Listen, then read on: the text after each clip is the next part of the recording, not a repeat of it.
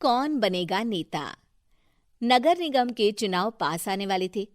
पूरे कानपुर शहर में टिकट को लेकर मारामारी शुरू थी, लेकिन सबसे ज्यादा चर्चा में वार्ड नंबर 40 की सीट थी। वो इसलिए क्योंकि इस बार वहां की सीट महिला के लिए आरक्षित थी। अब सवाल ये था कि चुनाव लड़ेगा कौन। इससे पहले ठाकुर साहब वहां से पार्षद थे और इस बार उन्होंने अपनी पत्नी सीमा ठाकुर को टिकट दिलवाई और ठाकुर साहब की शान के कारण सीमा जी ने 20,000 वोटों से चुनाव जीत लिया। अरे बधाई हो सीमा भाभी, अब तो आप वार्ड की पार्षद बन गई हैं। अब तो हमारे काम आप ही करवाएंगी। अरे ये तो सिर्फ नाम की पार्षद बनी है, वो तो महिला सीट आ गई, वरना पार्षद तो मुझे ही बनना था।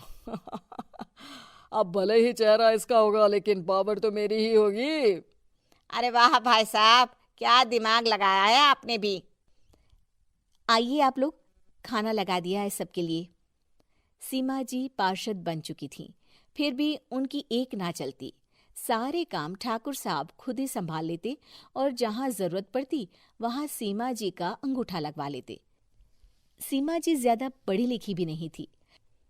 एक दिन ठाकुर साहब और सीमा एक प्रोग्राम में जाते हैं। अरे ठाकुर साहब, आप आ गए। ओहो, पार्षद मैडम भी आ गई हैं। स्वागत है आप दोनों का। लगता है हमारे पार्षद फंड का सही इस्तेमाल हो रहा है। चलिए अब उद्घाटन करते हैं। ये लीजिए ठाकुर साहब कैची, आप ही सबसे पहले प्रवेश कीजिए। सब लोग आगे निकल जाते हैं और सीमा जी पार्षद होने के बावजूद भी पीछे खड़ी रह जाती हैं। वो देखती हैं कि वेलकम बोर्ड पर उनका नाम है, लेकिन महिला होने के कारण कोई उनका सम्मान नहीं कर रहा। अगले दिन एक आदमी उनके घर आता है। अरे ठाकुर साहब नमस्कार। कल ना हम नोटिस किए कि हमारा घर तो अवैध है और नगर निगम वाले उसे तोड़ने आ रहे हैं। अरे कुछ कीजिए ना ठाकुर साहब। देखो भाई, मैं तो ज्यादा कुछ कर नहीं सकता, पर अगर तुम सबकी जेब गर्म कर दो तो कुछ हो सकता है। कुल मिलाकर 4 लाख लगेंगे। अरे 4 लाख ठाकुर साहब? अरे भाई, मैं अपने लिए नहीं मांग रहा हूँ। दरोगा है, इंजीनियर बाबू है, बड़े साहब है, सबको देना पड़ता है ना थोड़ा थोड़ा। बोलो है मंजूर? तभी वहां अचानक सीमा जी आ जाती हैं। अरे ये आप क्या कर रहे हैं? पहले इन्हीं लोगों से तो आपने वोट मांगे, अब इनसे ही पैसे ले रहे हो। अरे चुप रहो तुम, तुम्हारा काम है सिर्फ अंगूठा लगाना, तुम वही किया करो। मुझे दूसरे काम तुम मत सिखाओ, समझी?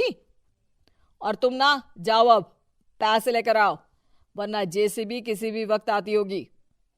सब कुछ ऐसे ही चलते रहता है। एक दिन सीमा जी और ठाकुर साहब को एक लोकल मीटिंग में बुलाया जाता है। वहां पर कई और अधिकारी लोग भी मौजूद रहते हैं। अब मैं चाहूंगा कि ठाकुर साहब हमारे बीच 2 शब्द कहें। मेरे प्यारे भाइयों और बहनों, आज मेरा सौभाग्य है कि मैं आप सबकी सेवा दिन रात कर पा रहा हूं। आपने मेरी पत्नी को भारी मतों से जिताया है, इसलिए मैं आप सभी का शुक्रगुजार हूं। मैं आप सबसे वादा करता हूं कि हमेशा की तरह हमारे वार्ड में किसी को कोई तकलीफ नहीं आने दूंगा। सभी लोग तालियां बजाने लगते हैं। अब मैं माननीय पार्षद मैडम को स्टेज पे बुलाना चाहूंगा। अपने नाम को बुलाया सुनकर सीमा जी एकदम चौंक जाती है। उन्हें बिल्कुल उम्मीद नहीं थी कि इतनी बड़ी जगह उन्हें मंच पर बुलाया जाएगा। जैसे तैसे वो मंच पर चढ़ती हैं। ऊपर जाते ही सीमा जी को सारी पुरानी बातें याद आ जाती हैं कि किस तरह उनके पति उन्हें कभी भी आगे बढ़ने नहीं देते और उनके नाम से गलत काम करते हैं। वो बोलने लगती हैं। मैं आपके वार्ड की पार्षद सीमा हूं। आप में से बहुत कम लोग ही मुझे जानते होंगे, क्योंकि इससे पहले मुझे कभी ऐसा मौका ही नहीं मिला। सारे मौके मेरे पार्षद पति यानी आपके ठाकुर साहब ही लेते रहे, लेकिन आज ये मौका मुझे मिला है तो मैं इसे ऐसे ही नहीं जाने दूंगी। मैं आपको ये बताना चाहती हूँ कि आपके ठाकुर साहब मेरे नाम की आड़ में गैर कानूनी काम करते हैं, जिस पर अंगूठों के निशान मेरे होते थे।